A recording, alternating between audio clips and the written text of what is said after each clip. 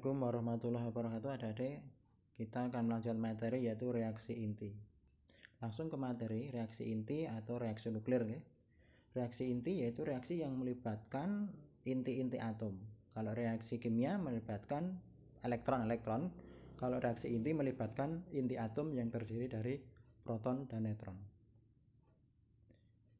Misalkan ini A bereaksi dengan X akan menghasilkan Y plus B, maka berlaku yang pertama hukum kekekalan massa. Massa atom sebelum bereaksi sama dengan setelah bereaksi. Jadi A1 ditambah A2 harus sama dengan A3 ditambah A4. Juga berlaku hukum kekekalan nomor massa. Jadi Z1 ditambah Z2 akan sama dengan Z3 ditambah Z4 ya. Jadi massanya sebelum reaksi sama dengan massa setelah reaksi. Nomor atom sebelum reaksi sama dengan nomor atom setelah reaksi. Sebagai contoh adik-adik adalah uranium meluruh dengan meradiasikan sebuah partikel alfa dan energi. Tentukanlah nomor massa dan nomor atom thorium yang terjadi. Reaksinya U23892 ya, massanya 238, atomnya 92, berubah menjadi thorium dengan massa A, nomor atom Z plus partikel alfa plus energi. Yang ditanyakan berapakah A dan Z ya. Di sini ada dipahami bahwa untuk partikel alfa ya, partikel alfa itu nomor massanya 4, nomor atomnya 2. Jadi 42 itu partikel alfa. Sehingga untuk thoriumnya A-nya sama dengan ya, A-nya sama dengan 238 dikurangi 4. Kemudian Z-nya 92 dikurangi 2 jadi 90.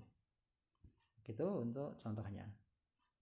Ya, jadi yang perlu diketahui di sini adalah 4, di sini 2. 238 kurangi 4 sama dengan 234. Kemudian 90 kurangi 2 jadi 90. Gitu. Berikutnya adik-adik reaksi peluruan. Ya. Reaksi peluruan itu ada alfa ya. Alfa tadi sudah yaitu 42. Kemudian beta itu adalah 0-1.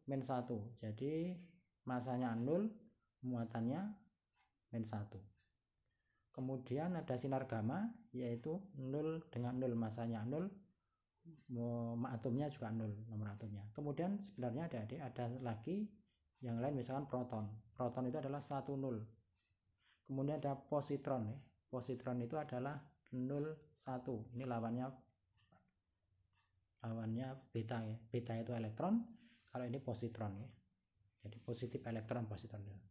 Masanya 0, muatannya 1, positron. Berikutnya sebagai contoh misalkan kalau sebuah unsur atau atom memancarkan beta ya. Kalau memancarkan beta maka yang terjadi apa? Kalau memancarkan beta maka yang terjadi A-nya tetap, Z-nya bertambah 1. A-nya tetap, Z-nya bertambah 1. Sehingga misalkan U239 92 memancarkan beta, maka yang terjadi adalah Z-nya A-nya tetap 239, sedangkan Z-nya tambah 1, 92 menjadi 93. Kemudian apabila sebuah atom itu memancarkan meluruhkan partikel gamma, maka massanya tidak berubah, nomor atomnya juga tidak berubah. Demikian ya. Berikutnya diperkenalkan dengan defek massa. Defek massa itu begini, misalkan ada sebuah atom X terdiri dari Z dan A, nomor atomnya Z, nomor massanya A, maka sebenarnya atom X ini terbentuk dulunya itu terbentuk dari proton sejumlah Z ditambah dengan neutron sejumlah A-Z ya. Jadi ini dapat dibayangkan, ini bahan untuk membuat X, ini hasilnya X. Massa defek itu adalah selisih massa bahan dengan massa hasil. Misalkan ini kita tepung masanya 1 kilo ya, tepung 1 kilo, ini gula juga 1 kilo, maka kalau menjadi roti, tepung dengan gula menjadi roti, ini nanti hasilnya tidak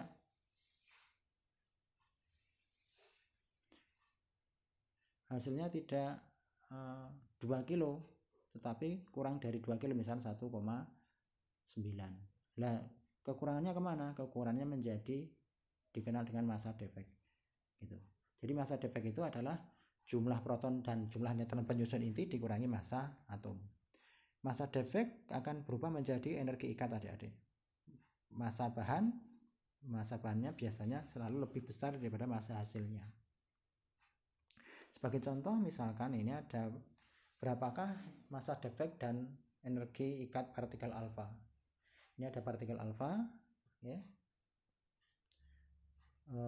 masanya 4,0039. Maka massa defeknya dapat dicari, ya, bahwa partikel alfa itu tersusun dari 2 proton 2 neutron, ya, protonnya 2, neutronnya 2, sehingga massa defeknya yaitu 2 massa proton ditambah 2 massa neutron dikurangi massa partikel alfanya.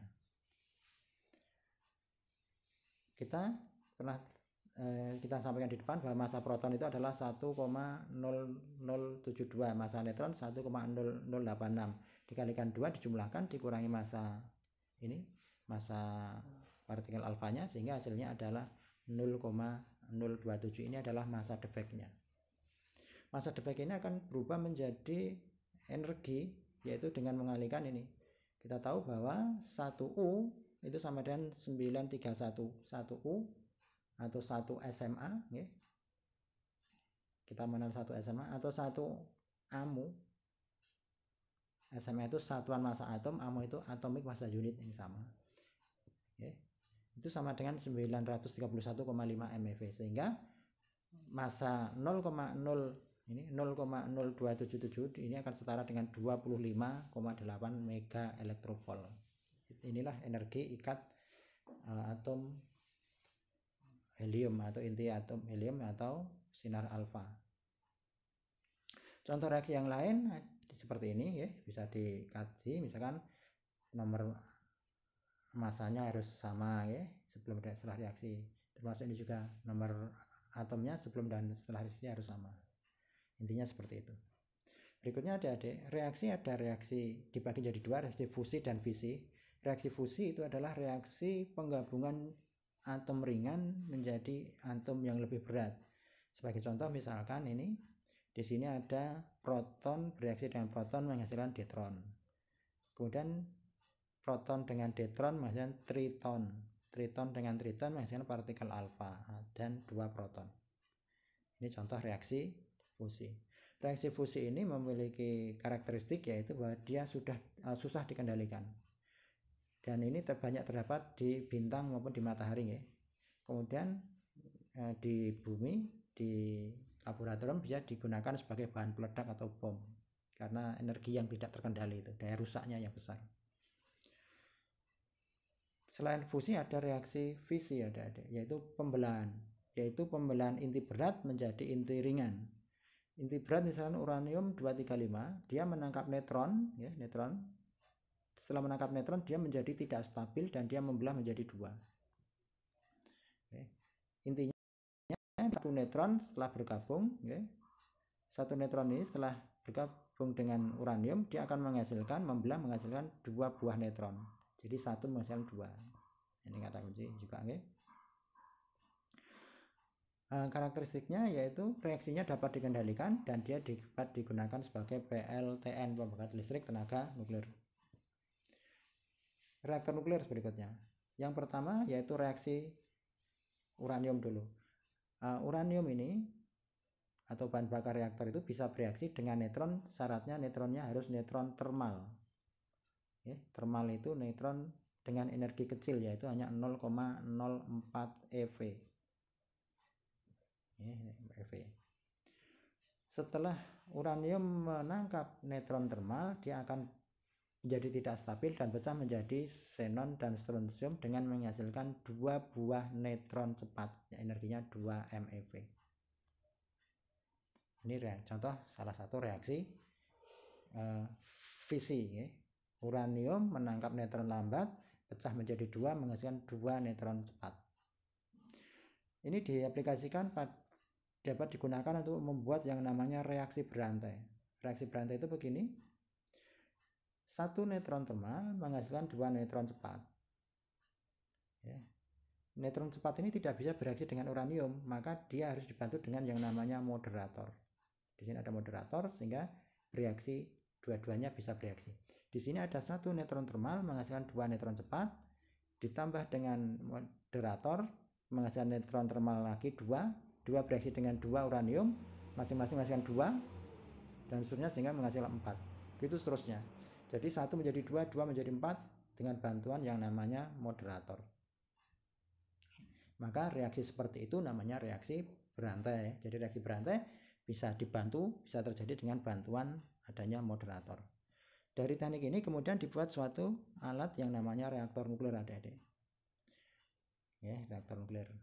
Bagian-bagian reaktor nuklir yang nanti perlu diperhatikan, di sini ada teras reaktor, kemudian ada alat pemindah panas ya, cuman itu intinya. Yang pertama yaitu pada teras reaktor.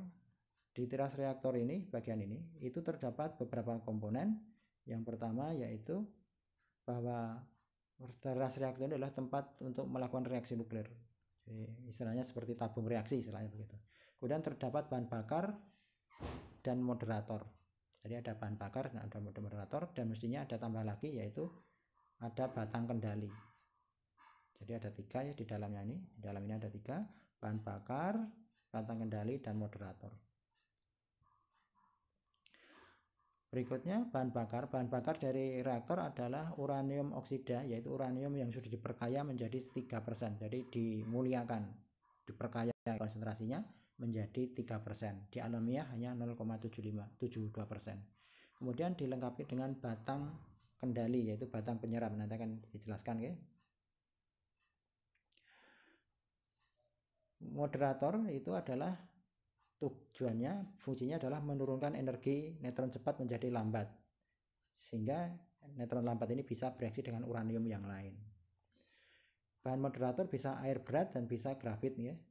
Kemudian penurunan energi terjadi akibat bahwa neutron cepat tadi itu menumbuk partikel air atau hidrogen air, sehingga dari tumbukan itu akhirnya dia melambat.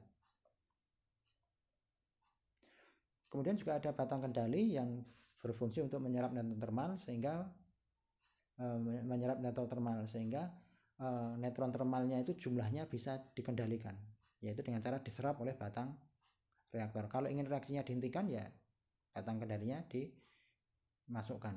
Jadi secara ringkas begini, kalau ini misalkan bahan bakar ya, ini bahan bakar, maka bahan bakar ini ditaruh berada pada moderator berupa air ya.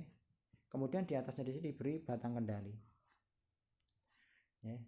Jadi kalau ada dimasukkan neutron termal 1 di sini, dia mengenai batang kendali ini menjadi satu reaksi fusi menghasilkan 2. Dia akan mengenai lagi menghasilkan 4 dan seterusnya. Maka jumlah neutron termal ini dikendalikan dengan batang kendali ini. Dia nanti akan diserap ke sana. Kalau neutron termalnya itu diserap oleh batang kendali, maka reaksinya kecil, sedikit jumlah reaksinya, sehingga panasnya kecil juga. Tapi kalau ingin reaksinya banyak, maka batang kendali ditarik ke atas, sehingga neutron termal akan bereaksi dengan bahan bakar, yaitu uranium oksida tadi. Ya, jadi begitu intinya. Kemudian ada pemindah panas ya, hanya ini rangkaian pemindah panas. Yang bagian ini pemindah panas dipindahkan keluar, kemudian panasnya digunakan untuk menggerakkan turbin mesin uap. Kemudian radioisotop. Radioisotop adalah radioaktif dari isotop-isotop yang tidak stabil. Ini digunakan pada bidang kedokteran, pertanian, kepurbakalan maupun industri. Di bidang kedokteran, yang pertama digunakan untuk perunut ya, untuk merunut untuk mengetahui penyumbatan pembuluh darah, kemudian kerja ginjal, penyebaran kelenjar gondok. Jadi di dalam darah dimasuki yodium 123, kemudian dideteksi yaitu sampai kemana radiasinya itu, maka bisa diketahui tempat-tempat yang terjadi penyumbatan. Juga pada perunut pada kebocoran pipa PDAM, jadi tidak perlu menggali, bisa dirunut dengan menggunakan yodium, radiasi dari yodium 123 ini. Juga kebocoran bendungan ya. Kemudian yang lain diantaranya adalah kobal 60. Kobal 60 ini digunakan untuk radioterapi, pengobatan kanker, biasanya diaplikasikan dengan kemoterapi. Kemudian juga sterilisasi ya, untuk alat-alat yang tidak tahan panas.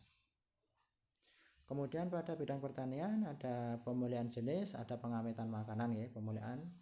Kemudian pengawetan agar kentang tidak tumbuh tunas. Kemudian pada pengendalian hama dimandulkan.